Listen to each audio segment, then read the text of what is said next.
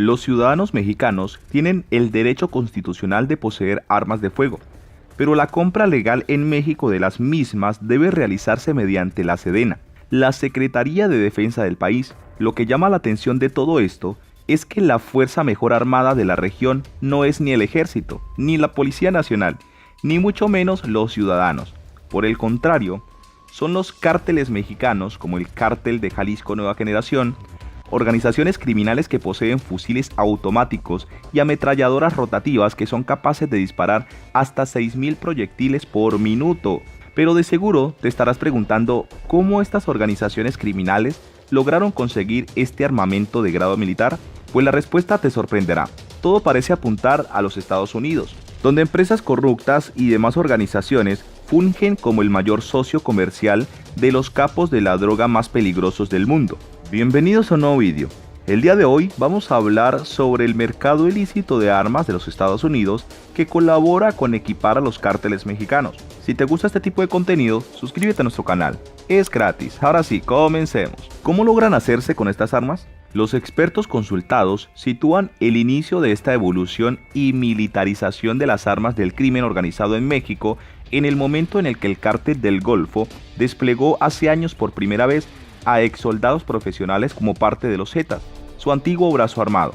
Aquello fue el detonante para que cuando un cártel intentaba sobrevivir y competir contra algunos rivales, optaran por reforzar sus unidades utilizando armamento de grado militar, opinan los fundadores del sitio web de análisis de conflictos y grupos criminales en América Latina, Small War Journal, el centro. En opinión de Bunker, esto resultó en una revolución militar de cárteles, que aún continúa.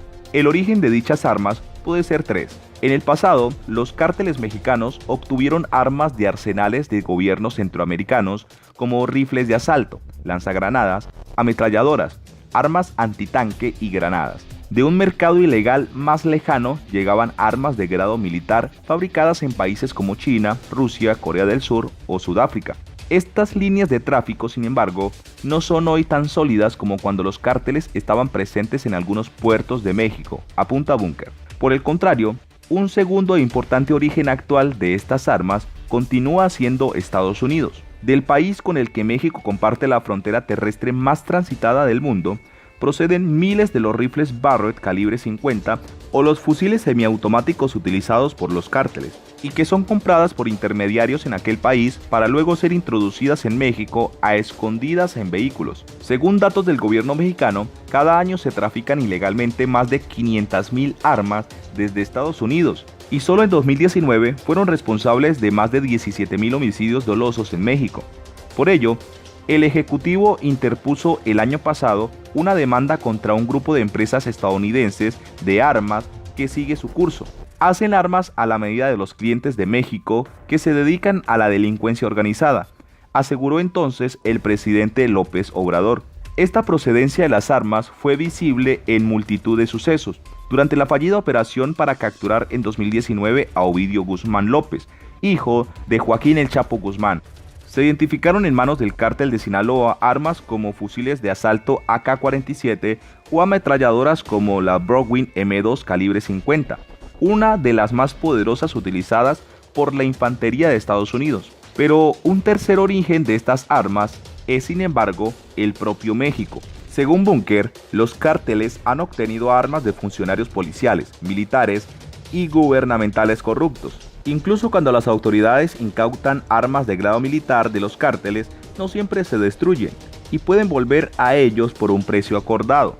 Una demanda presentada de antemano en la Corte Federal de Boston, Estados Unidos, señala a 11 compañías productoras y distribuidoras de armas de promover prácticas comerciales negligentes e ilícitas que facilitan el tráfico ilegal de armas a México. Según datos del propio Ejecutivo mexicano, cada año se trafican ilegalmente más de 500.000 armas desde Estados Unidos, y solo en 2019 fueron responsables de más de 17.000 homicidios dolosos en México. El presidente mexicano, Andrés Manuel López Obrador, criticó que estas compañías hacen armas a la medida de los clientes de México que se dedican a la delincuencia organizada, y subrayó que la demanda está dirigida a dichas empresas privadas y no contra el gobierno estadounidense. No es un hecho injerencista, no es contra el gobierno de Estados Unidos, es un procedimiento civil. porque nos afecta que no haya control sobre la venta de las armas. No es ir en contra de la enmienda que les da el derecho a los estadounidenses de portar armas, dijo. La industria armamentista de Estados Unidos, por su parte, descartó tener responsabilidad en la violencia que existe en México y señaló a su gobierno.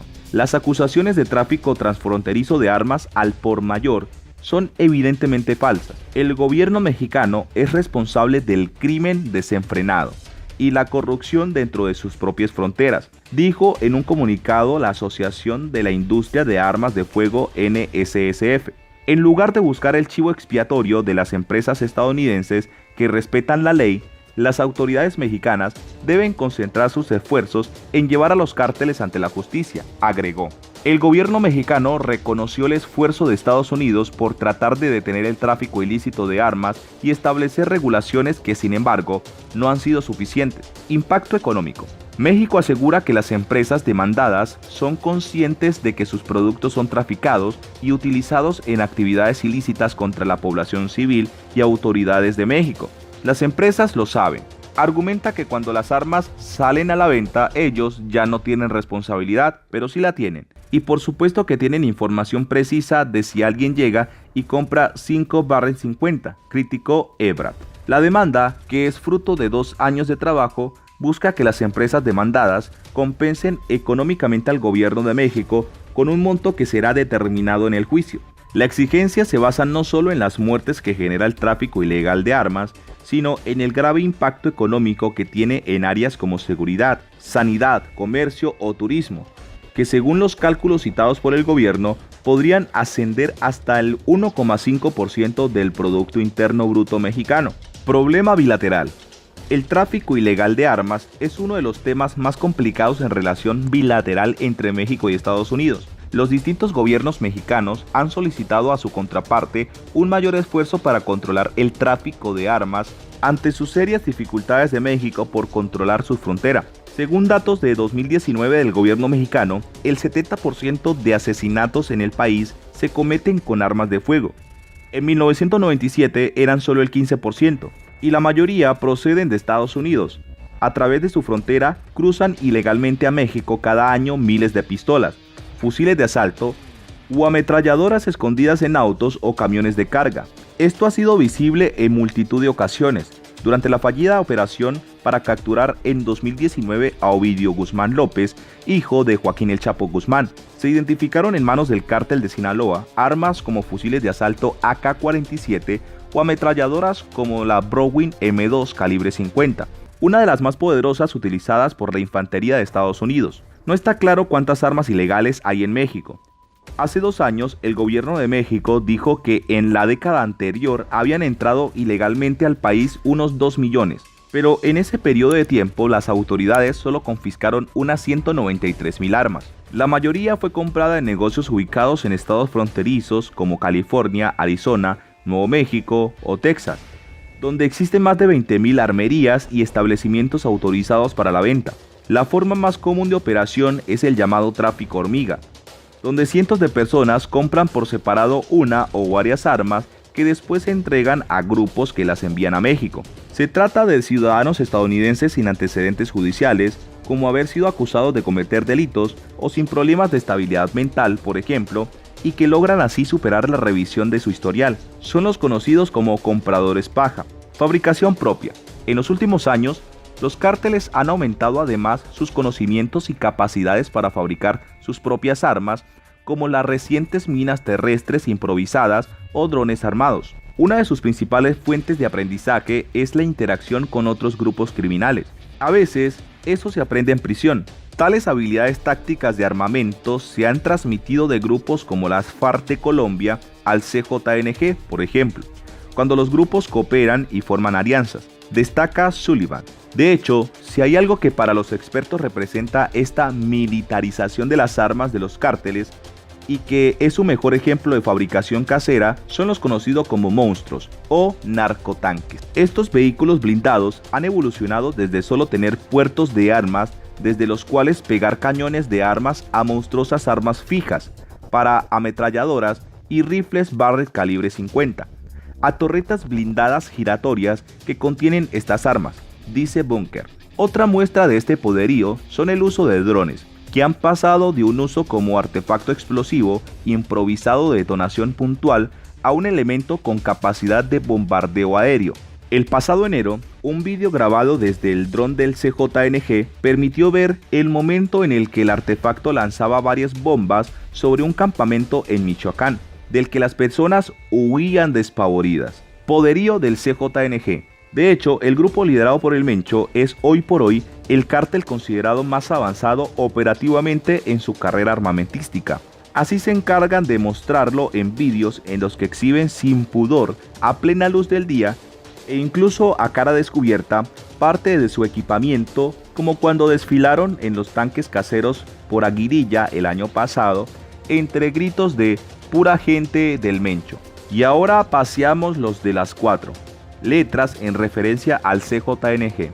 Estas demostraciones de fuerza son una muestra de poder para impresionar a la población y a sus rivales, pero también tienen una utilidad táctica verdadera. Son propaganda con capacidad operativa real, analiza Sullivan.